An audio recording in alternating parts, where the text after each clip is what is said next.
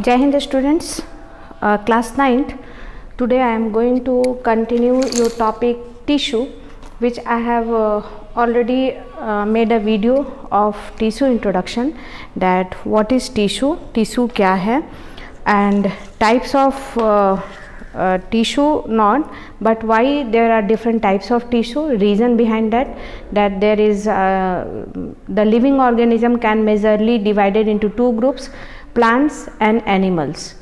So tissues must be different because the plant and animal has different mode of adaptation to lead their life, so their tissues are also different. This all topics I have discussed in the previous video. In this video I am going to teach you types of tissue, and especially the plant tissue and in plant tissue the meristematic tissue. First I am going to give you the wholesome tissue division of tissue, okay, in all living organism. As you all know that living organism is of two types majorly. Roughly we can divide the living organism into plants and animals. So the tissues are also divided into plants and animals, okay. Tissues are also divided into plant tissue and animal tissue. Now animal tissue को इस video में अभी skip करते हैं, उसका मैं अलग से आपको डील करूँगी. कंसंट्रेट करते हैं प्लांट टिश्यू पे, okay. Plant tissue is divided into two parts, meristematic tissue and permanent tissue. चूँकि प्लांट एंड एनिमल का डिफरेंस मैं पहले ही बता चुकी हूँ, there is major difference between plants and animals. Their living, their mode of life, they are sedentary, they keep on growing throughout their life. और growth किस पर डिपेंड करता है? सेल डिवीजन पर. और सेल जब कंबाइन करते हैं तो क्या बनते हैं? टिश्यू. तो ऑफ कोर्स जो प्लांट टिश्यू है वो उनमें ऐसा ग्रुप ऑफ सेल्स रहेगा जो कि हमेशा for whole during their whole life period they keep on dividing. तभी तो उसकी ग्रोथ होगी, हमेशा होल लाइफ पीरियड उसकी ग्रोथ होती रहेगी. कब? जब उसमें ग्रुप ऑफ सेल्स कुछ ऐसे हों जो कि हमेशा डिवाइड करें. और उस प्लांट में कुछ टिश्यूज, कुछ पार्ट्स ऐसे भी हैं जो कि मैच्योर हो जाते हैं और परमानेंट हो जाते हैं. लाइक एक बार ब्रांचेज बनते हैं, ब्रांचेज ग्रो करता है, लेकिन ब्रांचेज के कुछ पार्ट्स तो बिल्कुल मैच्योर होकर परमानेंट हो जाते हैं. So the plant tissue is divided into two groups, meristematic tissue and permanent tissue. Now meristematic tissue is the dividing tissue in the plants, okay. ये मेरिस्टेमेटिक टिश्यू ही है जिसके कारण ये जो प्लांट है ये throughout their life divide करता रहता है, okay. This due to this meristematic tissue. ये जो परमानेंट टिश्यू है, ये परमानेंट टिश्यू जो है, जो प्लांट्स के मेन ऑर्गन्स हैं, main parts like mature parts, leaves जो कि ग्रो नहीं कर रहे हैं, अपने ग्रोथ के मैच्योरिटी पे पहुंच गए हैं, then they convert into this permanent tissue after division, convert into this meristematic tissue after division they differentiate. मतलब वो किसी एक टिश्यू या ऑर्गन, किसी एक ऑर्गन का पार्ट हो जाते हैं या कोई पर्टिकुलर फंक्शन करना स्टार्ट कर देते हैं and they become permanent tissue, okay. So in this video I am going to concentrate this only meristematic tissue on the basis of location in plant. अब आप समझ गए कि क्या है meristematic tissue. The tissue which keep on dividing throughout their life. जो ये tissue जो है वो ऐसे सेल्स से बने हुए होते हैं जो कि हमेशा डिवाइड करने के फॉर्म में रहते हैं. और ये जब जैसे ये 3 सेल्स का एक कोई टिश्यू है तो ये डिवाइड करके आपका माइटोटिक डिवीजन करके 6 सेल्स बन जाएंगे. इस तरह का डिवीजन इस टाइप के टिश्यू मेरिस्टेमेटिक टिश्यू में हमेशा रहेगा, क्योंकि हमने प्लांट्स में पढ़ा है कि प्लांट जो है वो through out their life grow करते हैं. सो why due to which character the plants grow throughout their life? Due to the presence of meristematic tissue in their parts.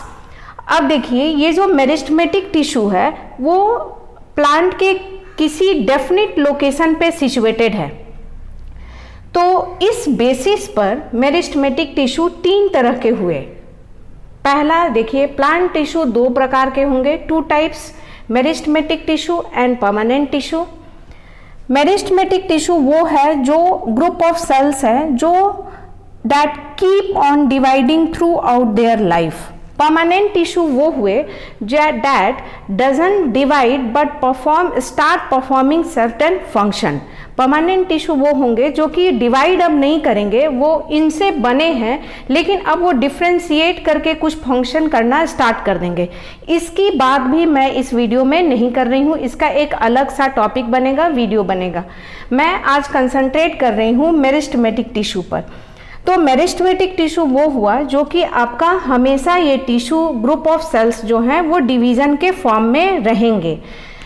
अब ये मेरिस्टेमेटिक टिश्यू के भी टाइप्स होंगे, और टाइप्स किस बेसिस पे हुआ, किस बेसिस पे हम मेरिस्टेमेटिक टिश्यू को डिवाइड किए, on the basis of location. Location के बेस पर, लोकेशन को बेस बनाकर हम लोग मेरिस्टेमेटिक टिश्यू को डिवाइड किए। तो अगर जो meristematic tissue group of cells किसी प्लांट के एपेक्स पे प्रेजेंट है, एपेक्स पर प्रेजेंट है, then it will called as apical. Apex means tip of the plant. Okay, जो group of cells, group of meristematic tissue जो प्लांट के apex पे प्रेजेंट हैं, then it is called as apex. और ये tissue जब divide करता है तो प्लांट की हाइट बढ़ती है, ग्रोथ ऑफ द प्लांट होता है। ये जैसे डिवाइड करेगा तो इस प्लांट का ग्रोथ कहाँ जाएगा, इतना लंबा होगा, ऐसे हाइट बढ़ेगी। एपेक्स यहाँ तक था, ये डिवाइड किया तो धीरे धीरे ये इस प्लांट की हाइट बढ़ेगी। Okay, so apical tissue is responsible for apical growth, tip of the plant. Now intercalary tissue. Intercalary आप नाम से समझ रहे हैं, 2 के बीच में ये इंटर रहेगा, इंटर के बीच, 2 स्पेस के बीच में है। तो हम जानते हैं कि ब्रांचेस जो होते हैं वो नोड्स एंड इंटर नोड्स में डिवाइडेड होते हैं। नोड्स जो है हम बचपन से पढ़ते आ रहे हैं कि nodes is the place from where branches arises. अब न्यू ब्रांचेस नोड्स के पास से आते हैं तो आप जरा सा गेस कीजिए, जरूर यहाँ पे ग्रुप ऑफ मेरिस्टेमेटिक टिश्यूज होंगे, तभी तो वो डिवाइड करके यहाँ न्यू ब्रांच बनाएगा। इसलिए नोड के किनारे, दोनों किनारे, नोड के दोनों किनारे एंड यहाँ भी आपके ग्रुप ऑफ मेरिस्टेमेटिक टिश्यूज होते हैं, aside, beside nodes or around the nodal region. You can write around the nodal region there is group of meristematic tissue that is called as intercalary tissues. Intercalary tissue, 2 के बीच में ये tissue का growth होगा, tissue divide करेगा तो ये plant में कैसा ग्रोथ कराएगा, ये प्लांट्स में नए ब्रांचेस बनवाएंगे। जैसे इस ब्रांच का यहाँ नोड है तो देखिए यहाँ भी इंटरकैलरी टिश्यू होगा और फिर यहाँ ब्रांचेस, नए ब्रांचेज आएंगे, फिर इसके अपने यहाँ नोड्स होंगे और यहाँ इंटरकैलरी टिश्यू होगा, फिर यहाँ इसके अपने नए ब्रांचेज आएंगे, फिर अगर यहाँ नोड्स है तो इसके किनारे इंटरकैलरी टिश्यू होगा और ये डिवाइड करेगा, नए ब्रांचेज बनाएंगे, और सब नए ब्रांचेस के अपने अपने apical tissue, intercalary tissue and lateral tissue होंगे। सारे ब्रांचेस के अपने अपने ग्रुप ऑफ मेरिस्टेमेटिक टिश्यू होंगे और ये आपका मेन प्लांट का ब्रांच हो गया। ओके, नाउ अब आप the third type of meristematic tissue is lateral tissue. Okay, this is lateral tissue. अब लैटरल टिश्यू की बात करते हैं। आप देखते हैं जब प्लांट जो है, प्लांट को जब हम लोग लगाते हैं और प्लांट बहुत जुवेनाइल स्टेज में होता है, ट्विग स्टेज में होता है, प्लांट सिबलिंग स्टेज में रहता है, तो वो बहुत ही पतला रहता है, लेकिन धीरे धीरे प्लांट बड़ा होने के बाद उसकी मोटाई जो है, उसका गर्थ, उसके प्लांट के डायमीटर को बायोलॉजी में, प्लांट बॉटनी में गर्थ कहते हैं, उसकी मोटाई। जैसे हम लोग किसी लकड़ी के दुकान में जाएंगे तो वो बड़ा बड़ा टिम्बर काट कर रहता है, तो जितने मोटे जो ये रहते हैं, मोटे आपके टिम्बर जिससे आपका वुडन सामान बनता है काट कर, तो that timber, that whole diameter is called the girth. Okay, whole diameter, जैसे अगर ये कोई प्लांट है, this whole diameter is called girth. तो इस गर्थ का ये जो प्लांट है इसका गर्थ कैसे बढ़ता है? Due to presence of lateral meristem. Lateral meaning आप समझ रहे हैं, एकदम लिटरल मीनिंग है, ये लैटरली प्रेजेंट रहता है। लैटरल मतलब ये हुआ, किसी भी प्लांट का ये पोजीशन लैटरल हुआ, तो इस पोजीशन पे जो मेरिस्टेमेटिक टिश्यू रहेंगे ताकि ये ऐसे डिवाइड करेंगे और प्लांट का जो गर्थ है वो धीरे धीरे बढ़ता चला जाएगा। So here the tissues which are present laterally in the plant and it is responsible for girth development. ये रेस्पॉन्सिबल है गर्थ डेवलपमेंट के लिए, इसकी मोटाई को बढ़ाने के लिए, इसके विड्थ को बढ़ाने के लिए। Then this is called as lateral meristem. So meristem, this only 3 types of meristem are present in the plant on the basis of location. In 9th you have to study this only. In the higher class on the basis of origin also meristematic tissue are divided, but in 9th class you have to study only on the basis of location. And you know that I don't teach any extra thing material out of NCERT. In 9th NCERT it is given only the location types of meristematic tissue. On the basis of location it is divided into three groups. अब हम एक plant लेकर आपको example दिखा रही हूँ। It is twig, ये twig है। अब देखिए ये तो बहुत छोटा है, अब ये अगर इसको मैं लगा दूँ तो धीरे धीरे इसका ग्रोथ होगा।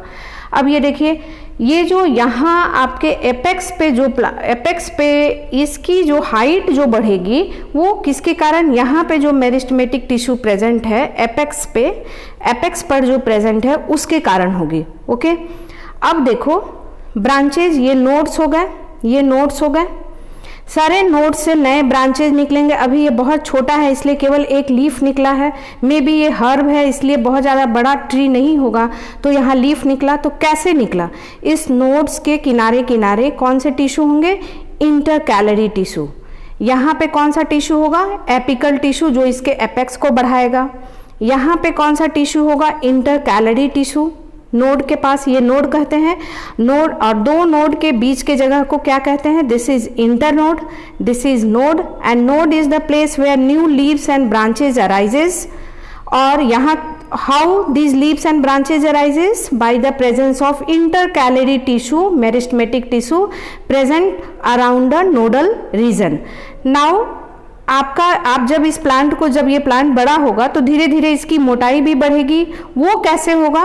लैटरली जो है इसमें भी मेरिस्टेमेटिक टिश्यू प्रेजेंट है जो कि डिवाइड करके इसके गर्थ को बढ़ाएगा, and that tissue will be called as lateral tissue. तो आप प्लांट के पोजीशन को समझिए, प्लांट को देख के। Here the apical tissue will be situated, at the nodes intercalary tissue will be situated, and at the lateral position, whole plant lateral position, the lateral meristematic tissue will be present, which will be responsible for the apical growth, new branches, and girth growth of the girth, means width of the width, means मोटाई जिसको कहते हैं वो, that will grow in girth of the plant. So in this video I am going to teach you only this only, that meristematic tissue is of 3 types: apical tissue, intercalary tissue, and lateral tissue. This diagram is very much important. Whenever you are discussing about meristematic tissue, you have to draw this diagram in your copy. So this diagram is very much important, that is given in your book 6.2 figure. Draw it in your copy, and your onion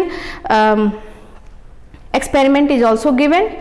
It is we have to study this experiment in explainly manner, in detailed manner in class 11th. And if you will come to school, we will do this experiment on onion, that it is showing that at the tip of the root of the onion, when we keep the onion in water for some day, the root grows and white like structures appear. When we cut that tip of the root, and after several experimental process like pressing, and chemical treatment, when we will cut the tip, and after several activities of experimental process उसको press करते हैं, उसको heat करते हैं, उसमें chemicals डालते हैं। उसके बाद जब हम देखेंगे तो ये आपका ग्रोइंग सेल जो है ये ग्रोथ कैसे हो रहा है, माइटोसिस से हो रहा है। तो उस टाइप के माइटोसिस करते हुए सेल आपको दिखेंगे और वो प्रूव करेगा कि that at the growing tip of the stem and root, जैसे यहाँ पे ये जो रूट भी है इसके भी टिप पर कैसे होंगे, मेरिस्टेमेटिक टिश्यू होंगे, एपिकल रूट मेरिस्टेमेटिक टिश्यू। इसी को काट कर हम देखेंगे तो इसमें जो सेल्स होंगे वो डिवाइडिंग पोजीशन पे रहेंगे, जो कि प्रूफ करेगा कि the cells are consist of meristematic tissue which are dividing in nature. So concluding the video, we read here types of tissue, plant tissue and animal tissue. Plant tissue is divided into two parts, meristematic tissue and permanent tissue. We are skipping this topic in this video. Concentrate here, meristematic tissue. Meristematic tissue is of three types depending upon the location in the plant. If it is at apex, it is apical. If it is intercalary in position, it is intercalary. If it is lateral in position, then it is lateral. Apical is responsible for apex, intercalary is responsible for forming new branches, and lateral is responsible for increasing the girth of the plant. Okay, thank you.